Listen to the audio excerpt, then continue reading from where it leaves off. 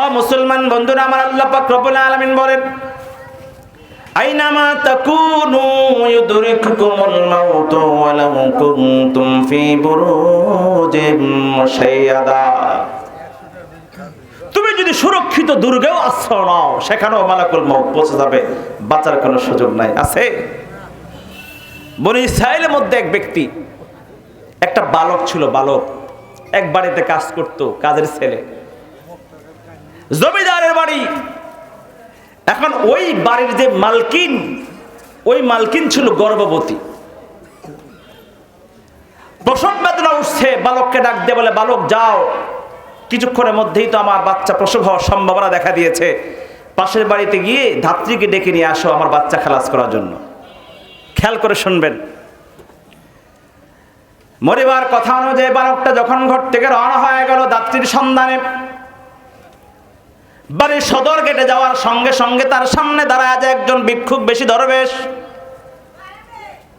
ওই ভিক্ষুক বেশি দরবেশ বালককে ডাক দিয়ে বলে, বালক কোথায় যাও? বালক তখন বলল, আমার মনিবার প্রসব বেদনা উঠেছে, অতএব ধাত্রীর সন্ধানে যাচ্ছি। আমি ধাত্রীর সন্ধানে যাচ্ছি। বালককে দাঁড়া করায় ওই ভিক্ষুক বেশি দরবেশটি বলে, একটু দাঁড়াও, তোমার সঙ্গে আমার কথা আছে। বালক দাঁড়াতে চায় না। ভিক্ষুক বেশি দরবেশ কর্কশ সুরে মোটা আওয়াজে বলল, বালক আমার কথা মন দিয়ে শুনে যাও, নতুবা তুমি বিপদে পড়বা। তখন ওই বালকটি যখন দাঁড়ায় গেল, ভিক্ষুক বেশি দরবেশ তাকে বলল, বালক রে, এই মুহূর্তে তোমার মরিবার গর্ভে যে সন্তানটা আছে জন্মগ্রহণ করবে, এই সন্তানটা একটা কন্যা সন্তান হবে। বালক বলল, আমার মনিবার গর্ভে কন্যা সন্তান হবে না পুত্র সন্তান হবে, এতে জেনে আমার লাভ কি? এই কথা বলে সামনে অগ্রসর হয়ে যায়। ভিক্ষুক বেশি দরবেশ বালককে ডাক দিয়ে বলে, বালক আমার কথা কিন্তু এখনো শেষ হয় নাই, আরো কয়েকটি ইনফরমেশন আমি তোমাকে দেব, সবগুলো কথা শোনা যাও, তোমার জন্য কল্যাণকর হবে। ভিক্ষুক বেশি দরবেশ বলল, বালক তোমার মনিবার গর্ভে যে কন্যা সন্তান জন্ম নেবে, এই কন্যা সন্তানটা যখন বড় হবে, ধীরে ধীরে যুবতী হবে, অনেক সুন্দরী হবে। এই কন্যা সন্তানটা প্রায় কমসে কম 100 পুরুষের সঙ্গে জেনা করবে।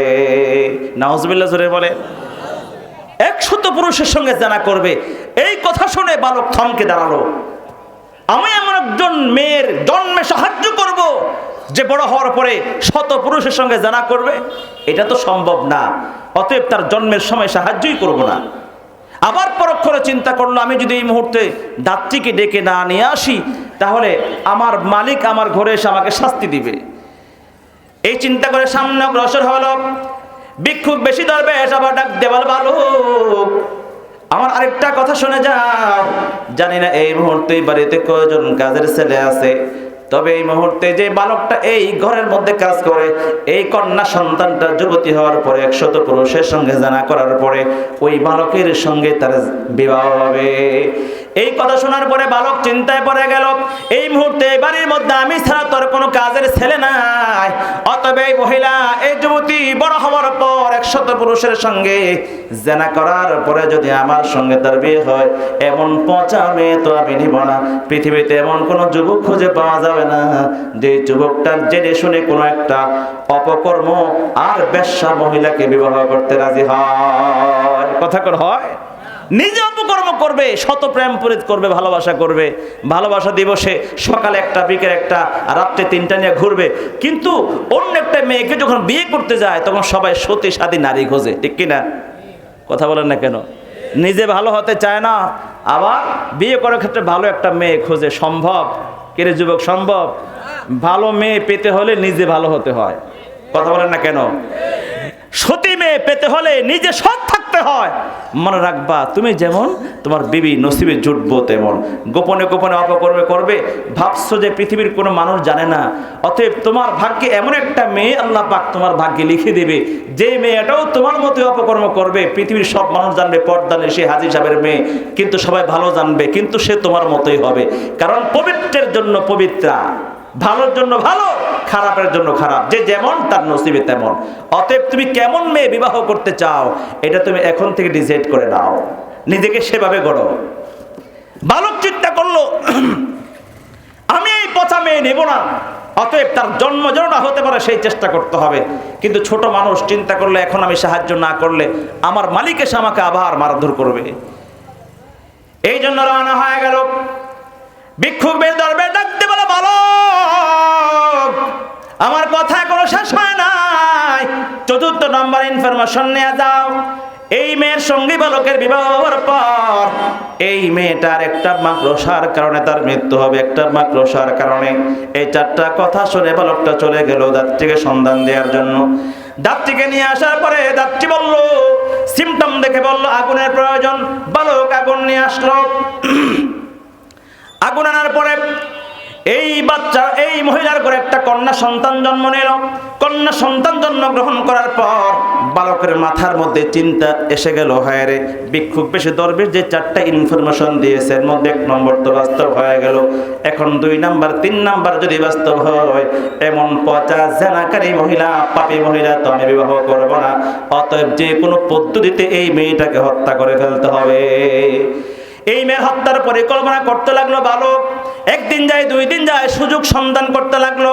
ভালো করে ছুরি ধার দিয়ে রেডি করে রাখলো। একদিন ওই মহিলা বালককে বলে, বালক আমি একটু কাপড় ধোয়া মোছার জন্য পুকুর ঘাটে যাচ্ছি, তুমি আমার বাচ্চাটা ঘুমাইছে তার দোলনার পাশে দাঁড়া একটু পাহারা দাও, যাতে করে বাচ্চা ঘুম থেকে জাগ্রত হওয়ার সঙ্গে সঙ্গে আমাকে ইনফরমেশন দেবা, আওয়াজ দেবা, আমার বাচ্চাকে আমি এসে দুধ পান করাবো। এই কথা বলে যখন মনিবা চলে যায়, এইদিকে বালকটা দোয়া দুরুদ সুবহানাল্লাহ আলহামদুলিল্লাহ পরে কমপ্লিট। কারণ এতদিন পর্যন্ত সুযোগ খুঁজছি এই মেয়েকে হত্যা করার, আজকে সুযোগ পাইছি। যেহেতু মনিবা চলে গেছে, এখন আমি তাকে এই মুহূর্তে হত্যা করার সুবর্ণ সুযোগ একা পাইছি। এই চিন্তা করে ধারালো ছুরি নিয়ে ওই মেয়েটার দোলনার পাশে দাঁড়ায় যায়। ওই বালকটা 1 মুহূর্ত দেরি না করে ওই মেয়েটার বুক থেকে নাভি পর্যন্ত লম্বা করে একটা ছুরির আঘাত করে মুহূর্তের মধ্যে বাড়ি ছেড়ে, এলাকা ছেড়ে, দেশ ছেড়ে পালায়া যায়। ওই দিয়ে কন্যা শিশু সন্তানটা মুহূর্তের মধ্যেই আঘাতপ্রাপ্ত হয়ে একটা চিৎকার দিয়ে মুহূর্তের মধ্যে নিস্তেজ হয়ে দোলনার মধ্যে রক্তাক্ত অবস্থায় পড়ে আছে। বাচ্চার চিৎকার শুনে, বাচ্চার চিৎকার দিয়ে বাচ্চারা যখন মৃত্যুবরণ করলো, শুয়ে পড়লো, অনেকক্ষণ সময় পার হয়ে গেল, বাচ্চার কোনো সারা শব্দ নাই। অনেক সময় পরে মায়ের বুকে চিন্তা আসলো, আমার বাচ্চা তো এতক্ষণ পর্যন্ত ঘুমন্ত থাকার কথা না, এই জন্য দৌড়ে যায়, হ্যাঁ আমার বাচ্চার কি হলো। গিয়ে দেখে দোলনার মধ্যে রক্তাক্ত অবস্থায় পড়ে আছে। রক্তাক্ত শিশুকে দেখার সঙ্গে সঙ্গে মা সিনসিয়ার হয়ে বেহুশ হয়ে জমিনের মধ্যে চিৎকার দিয়ে পড়ে যায়।